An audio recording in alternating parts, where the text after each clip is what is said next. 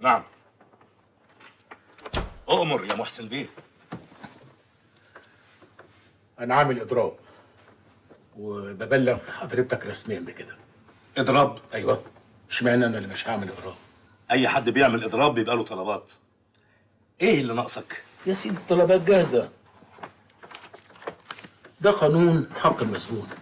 شوف يا سيدي أنا معلم عليه بالقلم الأحمر. من حق أي مسجون متزوج أن يرتقي بزوجته اللقاء الشرعي مرة كل 45 يوم، يعني 8 مرات في السنة. انتوا ليكوا عندي 10 سنين سجن، أنا ليا 80 مرة. احنا نقسمها بقى، بدل ما يبقوا 80 مرة على 10 سنين نضربهم في شهر واحد ونخلص. أنا هروح فين؟ ما أنا عندكم. أنت بتقول إيه؟ ده سجن محترم مش شقة مفروشة. طيب أنا بحملكم المسؤولية كاملة.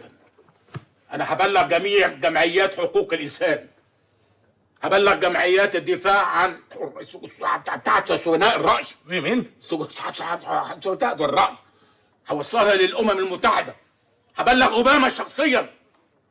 حرام، حرام عليكم. أنا بعمل حاجات ما عملتهاش من أيام ما كنت في الإعدادية. إيه؟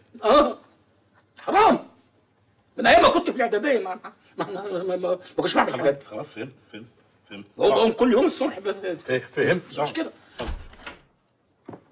تمام يا فندم. الاستاذ عبد المنصف والاستاذ لبيب المحامي بيستاذنوا سعادتك في الدخول يا فندم. خليهم يخشوا. امرك يا فندم. وانت بتعمل ايه؟ اهو حجه في الشؤون القانونيه. انا ليه الحق اعمل اضراب ولا لا؟ اضراب ايه يا محسن بيه؟ الف مبروك. لجان البنوك وافت على مشروع الجدوله، والسيد النائب العام اصدر امره بالافراج عنك. وعادي قرار النيابه بالافراج. وموجه خرجت بالسلامه النهارده الصبح، رايحين دلوقتي اجتماع عند نظام بيه عبد الدايم. عايز يقعد معاكم. سك على الاضراب يا باشا.